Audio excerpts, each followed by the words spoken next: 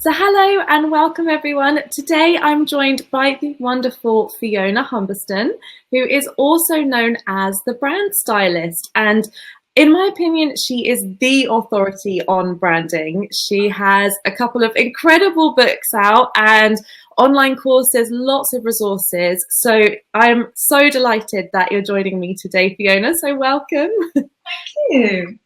Thank you for being here. I love to see the little decorations, flowers in the background, keeping everything in brand, of course. That is because I had a video shoot. It's not always like that, but yeah, nice to make them. Yeah.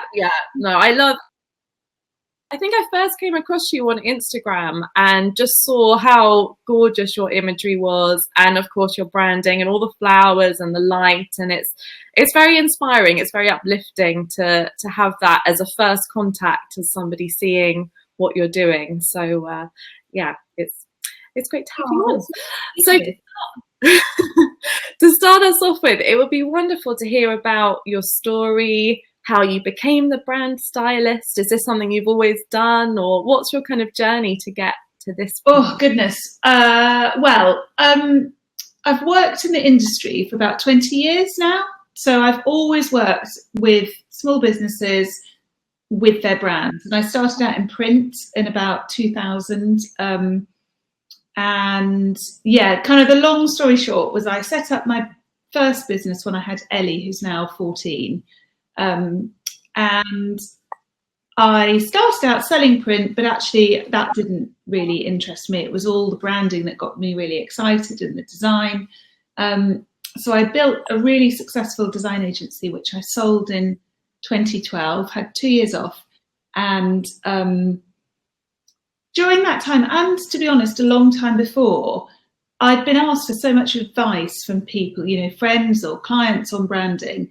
And I just felt like there was a real need for people to understand how branding works. Because by this point, by the time I'd sold my business, I must have designed 350 odd logos. Like, I knew how the process of branding worked. And yet I kept coming across people who were really frustrated because they'd made the wrong decisions and they'd wasted lots of money, and they felt stuck with a logo that they didn't love, or a website that they didn't love, or a brand identity that wasn't working for them. But because they'd paid for it, they felt like they had to limp on with it for a couple more years to get their money's worth. And it was really frustrating for me, because I just thought, if you just made the right decision in the first place about who to work with, or if you hadn't asked for that, or if you hadn't let someone talk you into that, then your business would be flying, and this would be the least of your worries. And so I really felt like there was a need for a book, which is how this came about.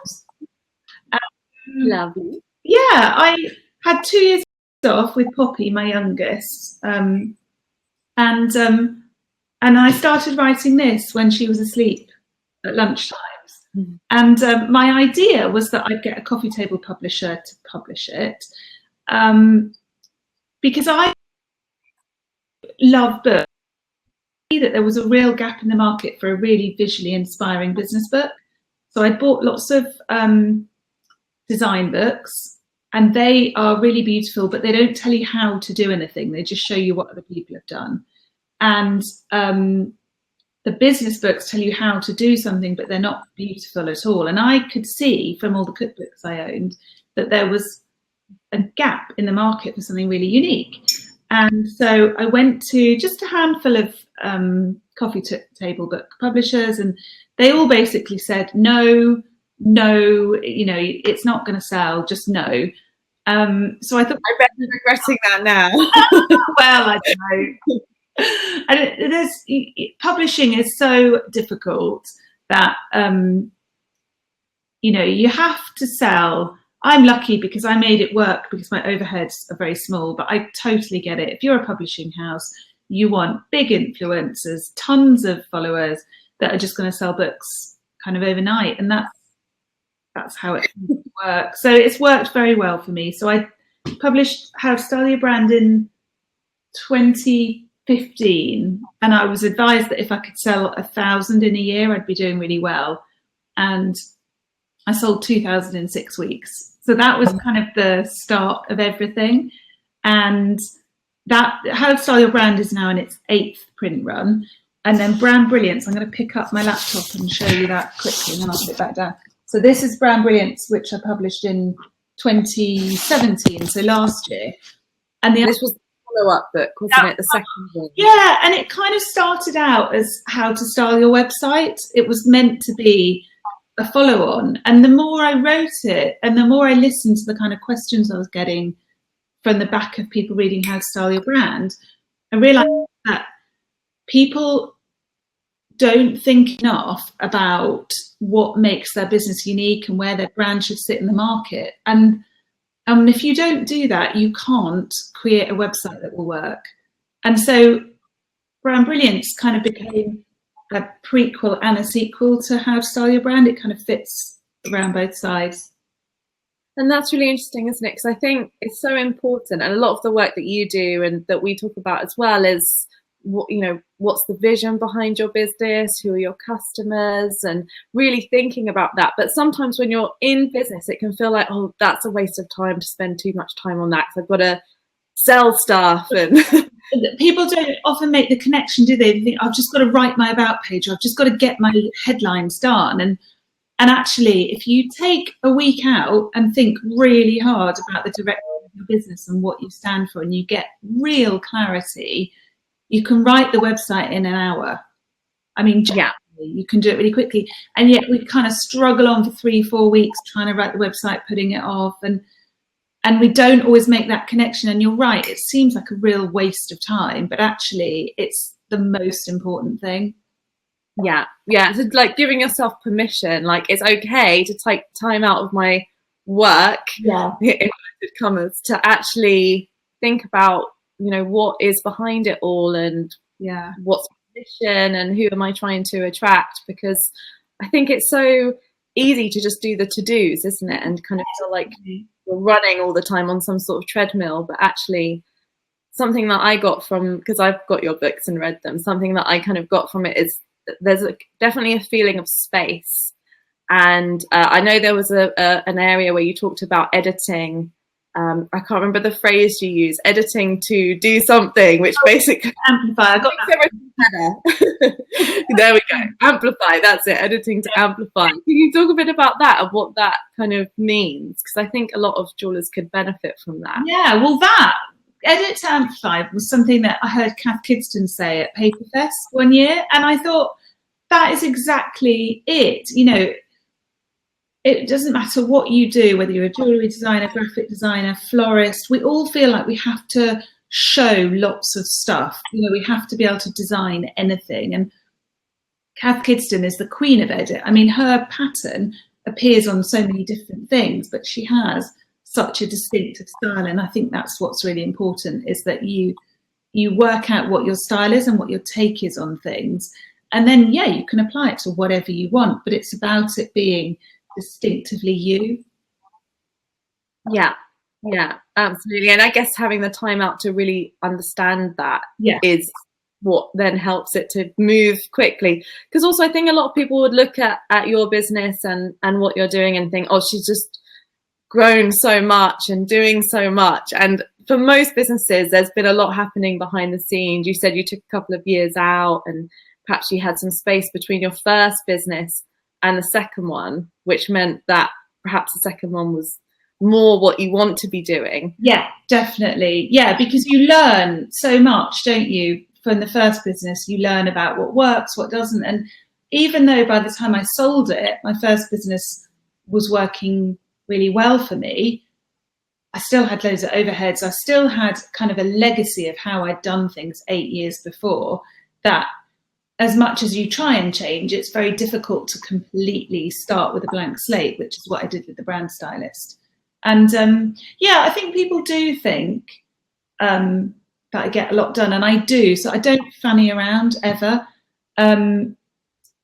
But also, I've been doing this nearly 20 years. I haven't just kind of graduated and it's all just happened.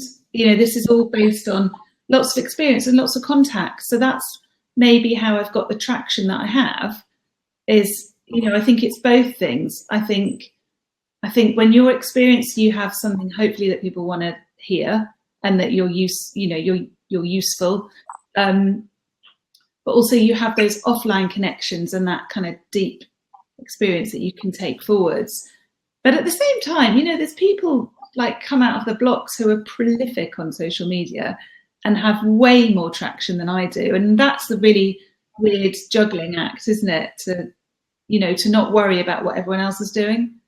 Yeah, not comparing, just doing the best you can with what you're doing. Yeah. And we often say to jewelers as well, there's some jewelers who maybe don't have that many followers on social media, but are constantly getting clients and constantly getting customers because they're doing great work. And not everything is online, is it? There's also the whole offline world that I think there's lots of people that have huge followings. And I think things are getting better now, but certainly a year or two ago, there'd be people that had huge followings, say on Instagram, and that didn't mean that they were, that didn't mean that they had a profitable business. It just, and it's been funny because you mentioned the Instagram challenge, and I've really loved it, but honestly, I've got nothing done. I mean, it's been on Instagram all week. Yeah. Actually, for me, that's not as satisfying. It's been a bit mind blowing to see how it's affected my followers, and I've really enjoyed the engagement, and I've enjoyed following people, and what I've really cared about is the fact that people are saying it's really helped me focus. But that's the bit that excites me. It's actually, I find looking at followers and sort of spending too much time on Instagram absolutely exhausting. It's not what inspires me. It's the teaching and the empowering of people that I love. And I think, if you love being on Instagram, great, but actually we need to focus on what we love to do, don't we? Yeah. And that's the whole point of Instagram, really, is to help what we're doing, not to suck all of our energy out and make us feel exhausted before we've even started. But I think challenges are great just for like a boost, for like a bit of, and then it's time to kind of move on to something. Something else. So lots of them last a month, don't they? And I did mine for 2 weeks, so I was like, I'm not doing it for a month. I will do one again, but I don't think I'll do it for more than a week, because I think a week is actually when most people, that seems to be the sweet spot. The threshold. And you've kind of taught what you need to teach. Like we had an Instagram stories challenge recently, and that was 7 days. And by the end of the 7 days, I think everyone's exhausted because continually focusing on it. But it's great to see results. That's, I guess, the key of that. Yeah. So I wanted to ask you a bit about the branding side of things. So to start off with, for people who are more, because we have a different audience, we have some people who are more at the start of their journey and some people who are further on. So we'll start with some more beginnery stuff and then move on to the more kind of people who are further along. So questions that we get asked a lot are things like, if I have 2 different styles of jewelry, should I keep them under one brand or should I have 2 separate brands? And things around having like and I think you talk a little bit about doing the work that you love to do. And I think sometimes this question is about having a legacy of a business they've had for a while, but they want to shift into something else, and perhaps also how to do that switch. Do you have any advice around that?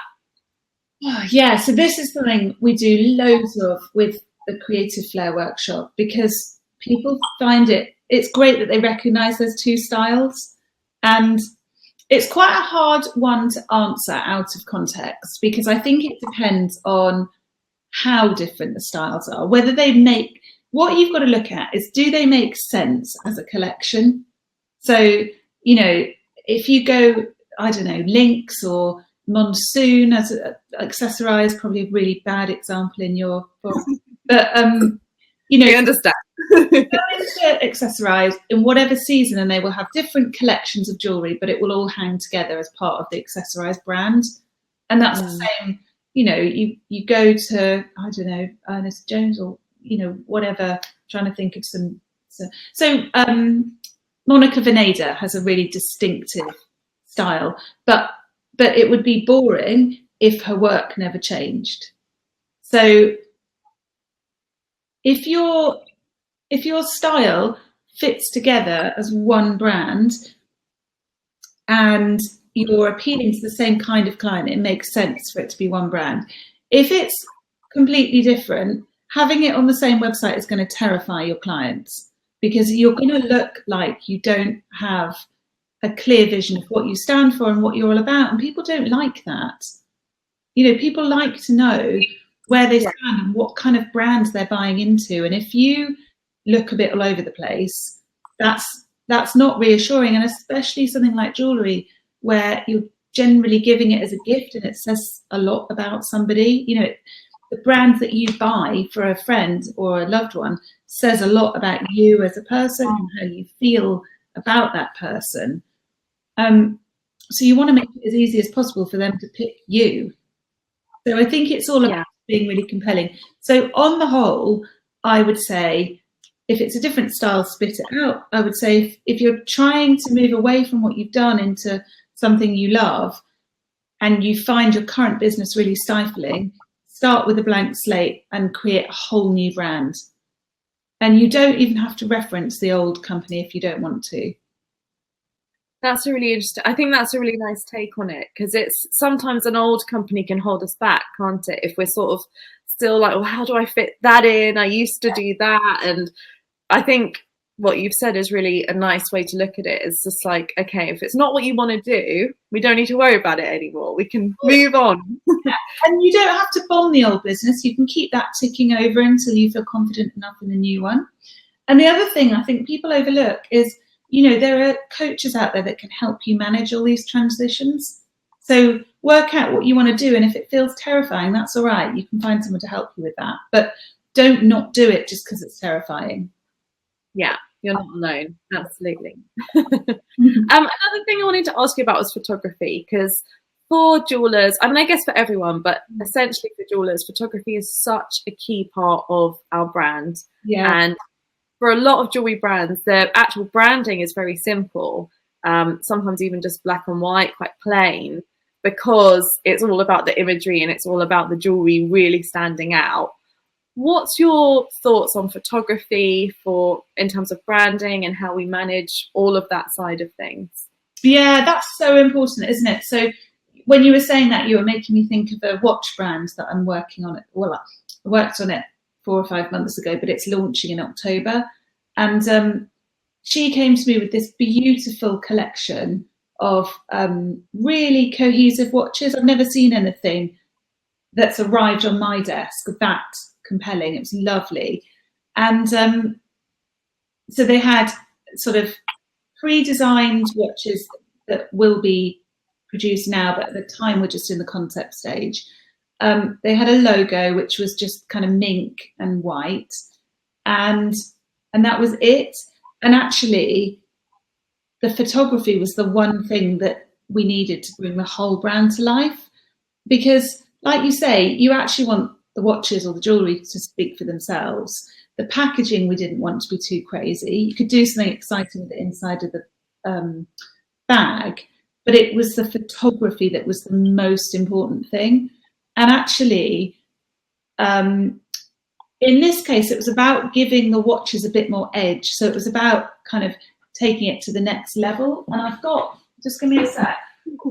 Grab a watch. No, I haven't got a watch yet. But what I've got is this mood board. So this, the watches themselves are kind of quite white company in that they're very easy to wear. They have a really tightly curated edit. They're very neutral and simple and clean, and they're beautiful. I can't wait to get some. But if we didn't get the photography right, they could be a bit bland and a bit boring. Yeah. Actually, in the right way. Yeah. And so what I did there was thought, right, okay, so what does the brand stand for? What's the essence of the brand?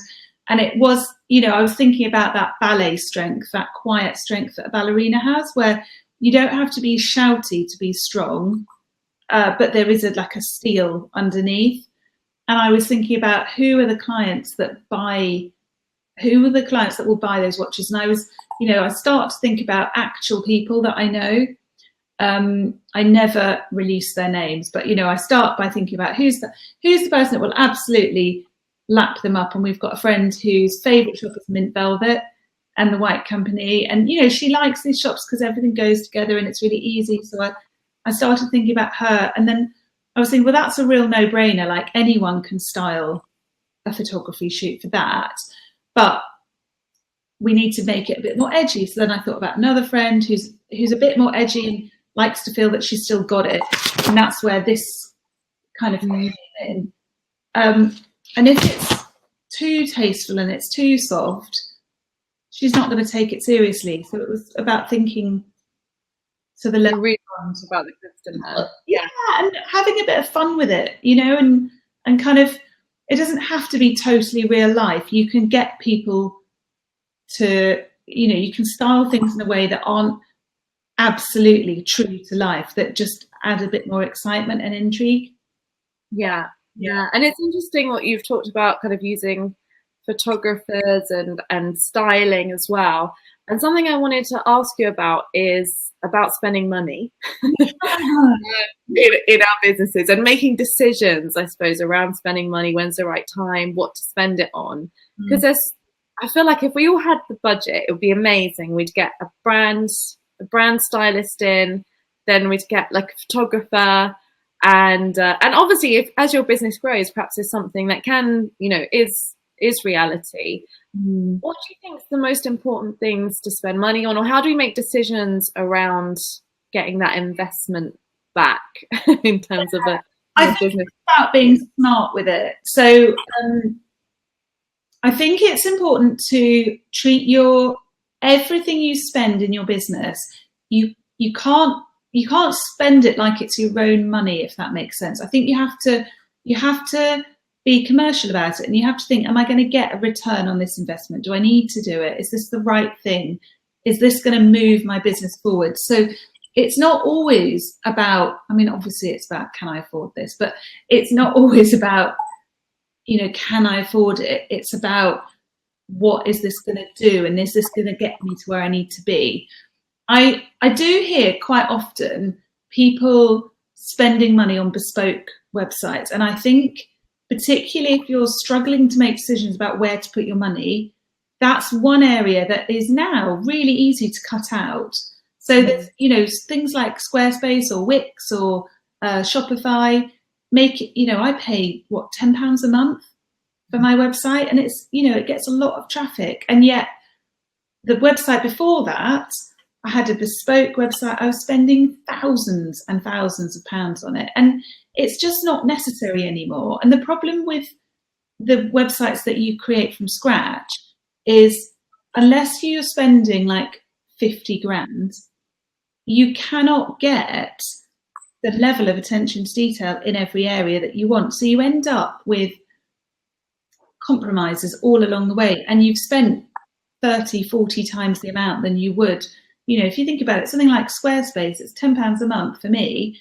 But there are millions of people around the world also spending £10 a month, which means that they can afford to develop a platform to mean that it works really well. You know, where the one I had before was on WordPress. And I think things like that can suck up a lot of money, or, you know, getting talked into sales platforms that we don't really need. You know, I think for me, it's about prioritizing my customer's experience of my brand. So I would be thinking about the things that your customer notices and that change the way your customer feels about you. So, you know, getting the nice tissue and investing in the nice boxes for your jewellery, definitely spending money on photography and styling. You know, if you can do some swaps with friends, that's even better. But working with a talented friend, not just a friend because they're free. And, you know, cutting back on some of the other stuff. Yeah, prioritizing the things that really matter. I think that's such a good point. And you're right that actually the technical side of the website is quite simple now, but it's having the branding to put into it in the first place, which sometimes website designers can't even do very well anyway. And to be honest, even if they say they can, generally a web developer is a technical person. But, you know, if you really can't afford a logo, just put it in a nice font and that's enough. Yeah, yeah. And I liked the thing we spoke about editing as well, that brands doesn't mean that you have to have tons of colors and hundreds of fonts and loads of fancy stuff to make it look really cool, but it can lessen sometimes. Yeah, Great. So another thing that I wanted to ask you about, perhaps for people a bit further along in their business. So say we've got our brand identity, we might have gone to a designer and we've been using it for a while. And at the beginning, we're all very good at keeping to the guidelines and the colors and the fonts and the image style. But as time goes on in business, do you have any tips for keeping up that level of kind of discipline, I suppose, around our brand and putting it first when there's so many other things that kind of come up? What's your kind of experience around that? So I think it's really, really, really important that every entrepreneur knows how to design, because what I often see is you spend lots of money on a brand identity and a website, and then your wholesale sheets don't look very nice, or your lookbooks are a bit all over the place, and that kind of thing really weakens your brand and undermines how people see your business. So I think as entrepreneurs, we all have to understand how to design well. Things like Instagraphics, I see them all the time, text coming right up to the edges of the squares and alignment being all over the place. And that kind of thing, particularly on Instagram, can really impact how your clients see your business and kind of how elevated it seems. So from that point of view, I think it's really important to learn to design, and Design for Go-Getters helps people do that. In terms of kind of sticking to what your designer's designed for you, if you understand good design and you kind of know the rules of kind of white space and alignment and typography and scale and proportion, then if you're making smart choices, it's not a bad thing that your brand identity's evolved. So, it kind of should, but you need to make sure you're pulling it in the right direction. Yeah, and not getting too messy with it all. Yeah, I love the thing on white space. Yeah, sorry. I was going to say, I love when you talk about white space. I think that's really revolutionized things for me. It's just actually giving whatever it is, book, website, business cards, just having some space. Yeah. So there's just not stuff everywhere. Get rid of the clutter. It makes such a difference, doesn't it? It does. And it's not difficult to do, really. It's really not. No. Great, lovely. Okay, I have one more question for you. I have a zillion more, but we'll stick with one more because I'm aware of time. And this is something I've started asking people because I just think it's really interesting to kind of understand. It is, what is your motto on life? So anything that kind of you use, a mantra or something that gets you through, that you feel summarizes how you feel about things. Oh God, I don't think I have one. I don't know. That's really bad. It's hard on the spot. You might have but most people have a million different things that they. I mean, for Brand Brilliance, I put that quote at the beginning of the book: "A flower doesn't think about competing; it just blooms." And I'd say for branding, I think that's really important, that you just, you just put yourself out there and do things well rather than worrying about what anyone else is doing. Oh God, I don't know in terms of life, because my family is really important to me, and I suppose that with that, I just want them to feel happy and secure and like they can do anything. That's not a motto, really, is it? Oh, that's lovely. Lovely. It's just to get you to talk about yourself, really. It's my little trick. But I love the flower example. I think that's really nice. So, it's not about anyone else. It's not about comparing. It's just about being great at what you do and flourishing on your own. Yeah, so, definitely. And okay, I do have a final cheeky question just because it came up. In terms of family, how do you fit it all in with having family, home life, work life? and, you know, being the awesome person that you are? How do you manage all of that? Well, it's hard. It is hard. And it is hard. So I only work when the kids are at school. So I'll pick them up in 15 minutes, and then that kind of switch off and that changeover can be really hard. So I try not to be on Instagram or checking my emails when they're home. That doesn't always happen, but I try. I try not to work when they're at home. And, you know, now I've got 5 days a week or 4 days a week to work. It kind of is working-ish quite well, but I've signed up for a pottery course because I was finding that I was literally at work or with the kids and I had no headspace. So every Thursday now I go to pottery, which is lovely. Nice house. Yeah, it is. It's a break, and I just feel a bit more human because I'm not just going from one thing to the next. Definitely. Bit of white space. Okay, great. Well, on that note, thank you so much for joining us.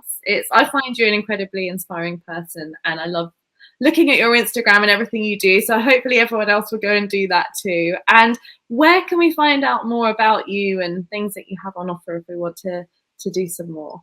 So the brand Stylist, it's the brand-stylist.com, has tons of downloadable resources and loads of blog posts on creating a brilliant brand. And from there you can find all the links to online courses and workshops and books. And what else do I do? That's pretty much it, isn't it, really? So that's probably the best way out. Yeah, we'll pop the link in and go check it out. It's great. It's very inspiring. Wonderful. Great. Well, thank you for being here, and we'll see you on Instagram or everywhere else soon. Thank you so much.